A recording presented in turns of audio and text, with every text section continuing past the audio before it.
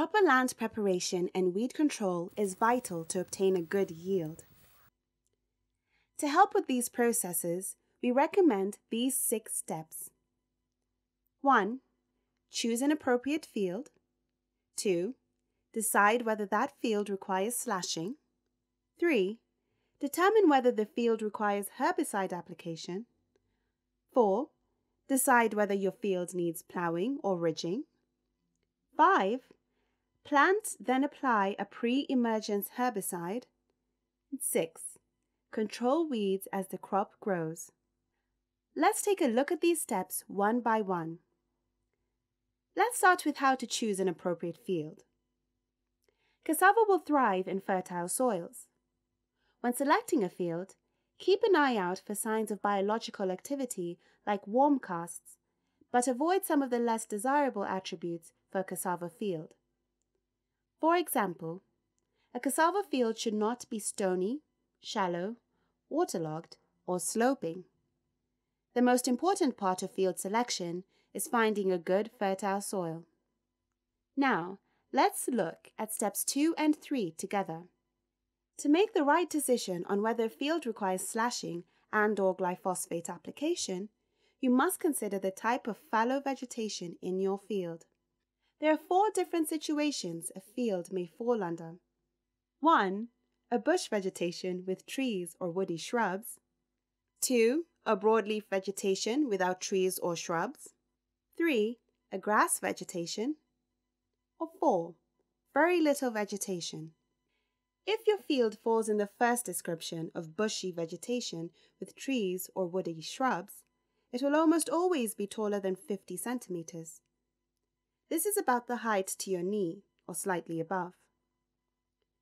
If it is taller than 50 centimeters, you cannot apply herbicide.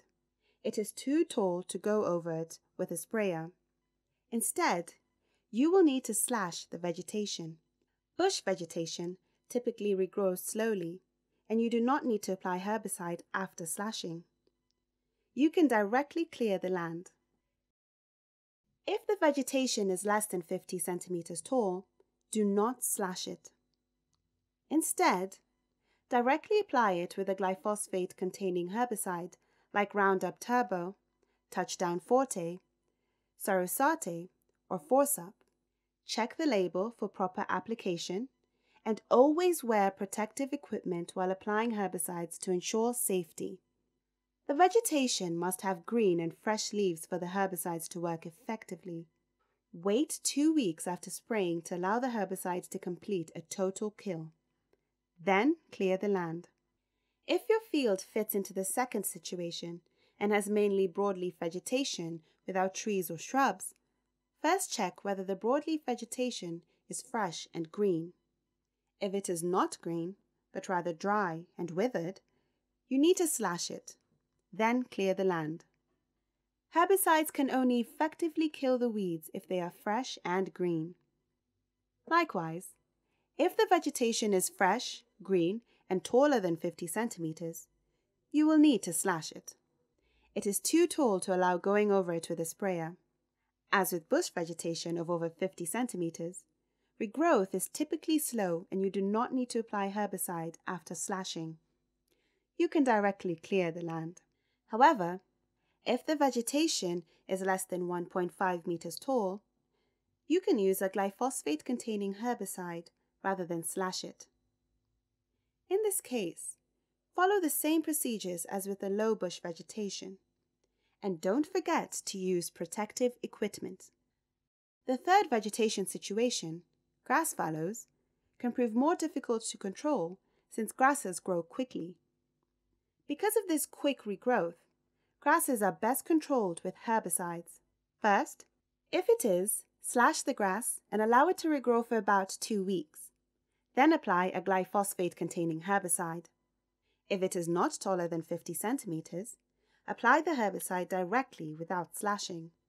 Remember to follow safety precautions and wear protective equipment. Then wait about 2 weeks to allow a total kill by the herbicide. The final situation of very little vegetation generally does not present a need to slash or spray, so you can proceed directly to tilling operations.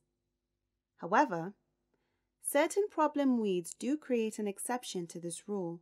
These difficult weeds include Tithonia, Chromolania, speargrass or imperata, guinea grass or panicum, mimosa, ipomoea, and maramia. If you see any of these weeds in your field, first spray them with a glyphosate-containing herbicide, or they will prove difficult to control once your cassava has been planted. Also, if you see these weeds growing after clearing a broadleaf or bush vegetation, you should spray these before planting cassava. Now that the first 3 steps are complete and the land is cleared, we can move on to step 4, where we will help you determine whether your land needs ploughing and/or ridging. These operations require an investment in the form of labor or money into a tractor service, but ploughing and ridging can increase yields 2-fold. You must consider the cost of tillage operations and decide whether yield improvements will be substantial enough to offset that investment. To help you make that choice, let's talk about these tillage operations in more detail. Ploughing can either be performed manually or by tractor. It loosens the soil and facilitates penetration of the roots. Ploughing also speeds up the release of nutrients from organic matter and plant residues in the soil.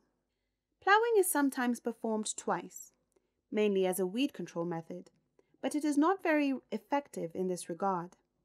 If you have followed steps 2 and 3 to clear your land properly, a single ploughing operation is sufficient. Generally, ploughing increases your yield by at least 2 tons per acre. Use this number to compare this benefit against the cost of ploughing. For example, if you expect to sell your crop at 10,000 naira per ton, the gain from ploughing would be 2 tons times 10,000 naira per ton, which works out to 20,000 naira per acre. Therefore, if the cost of ploughing is less than 20,000 naira per acre, we advise you proceed with ploughing. Let's now talk about the need for ridging.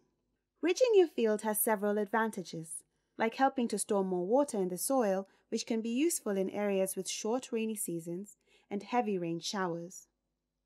It delays the growth of weeds as well, and usually saves on one early weeding operation. As you consider the need for ridging, ask these questions. Do you intend to harvest during the dry season? Is your soil high in clay and sometimes waterlogged? Is controlling weeds in your field often difficult? If you answered yes to any of these questions, we strongly advise you ridge your field. Even if you answered no, ridging can still help increase yield, but you will need to compare yield again with the cost of ridging, just as you did with ploughing. Ridging increases yield by at least 1.5 tons per acre. You can compare this figure against the cost of ridging. For example, if you plan to sell cassava roots at 10,000 naira per ton, the gain from ridging will be 1.5 tons times 10,000 naira per ton for a total of 15,000 naira per acre. Therefore, if the ridging costs less than 15,000 naira per acre, it makes sense to proceed with ridging. In short, ploughing and ridging are great for producing higher yields, but the increased revenue must be measured against the cost. Zero tillage, no ploughing or ridging, is only recommended in combination with very good weed control and when the soil is light in texture with good water infiltration. Once the land is prepared, you can proceed to step 5, planting cassava. Always plant at 1 meter between rows and 0.8 meters within rows after 1 or 2 good rain showers when the soil is moist. This will give you the optimal planting density of about 5,000 plants per acre. If you expect low sprouting, you can plant at 0.7 meters within rows instead. We advise spraying a pre-emergence herbicide like Lagon or Prime Extra Gold within 24 hours of planting if you expect fast and early weed growth. This will kill weeds as they sprout from the soil. Check the herbicide label for the correct application rate. Lagon should be applied at 0.5 liters per acre, whereas Prime Extra Gold should be applied at 1.6 liters per acre. Wear protective equipment while you apply to ensure safety. You must wear goggles, nose mask, overalls, gloves, and closed gumboots. Visit your farm regularly after planting and replace cuttings that do not sprout after 2 to 3 weeks. We have now reached the final step in the process. Controlling weeds during crop growth is vital to obtaining a good yield. If you have completed steps 1 through 5 correctly, weed control during crop growth will be much easier. When weeds cover about a third of your field and reach the 4 to 6 leaf stage and are about 15 to 20 centimeters tall, they must be controlled. If left uncontrolled, weeds will take away light, water, and nutrients from your cassava crop, resulting in lower yields. There are 3 main methods of weed control: manual weeding by hoe or cutlass, mechanical weed control with a weeder, and the use of herbicides. A combination of these methods provides optimal weed control. If you opt for the herbicides method, look at the type of weeds in your field. If they are mainly grasses, choose a herbicide made specifically to control grasses, like Fusilade Forte at 1.5 liters per acre. A grass-specific herbicide will not affect the cassava crop. For all other weed types, you can use herbicides containing glufosinate ammonium, like Lifeline, Basta, and Fascinate, or those containing glyphosate, like Roundup Turbo, Touchdown Forte, Sarasate, Forsup, and Dalsate. Alternate between different herbicides to avoid buildup of resistant weeds. However, do not use these products during the first 8 weeks of crop growth. These herbicides will affect the cassava if sprayed on the leaves of green stems. Instead, use manual or mechanical weed control. After the first 8 weeks, you can use these herbicides to control broadleaf vegetation. But always use a sprayer with a shield so that you do not spray the green parts of your cassava crop. Lastly, do not use herbicides that contain paraquat, as it has been shown to cause severe health problems. Let's now look back at what we've learned. Proper land preparation and weed control are vital to obtaining a good yield from your cassava crop. To achieve this aim, we recommend the following steps.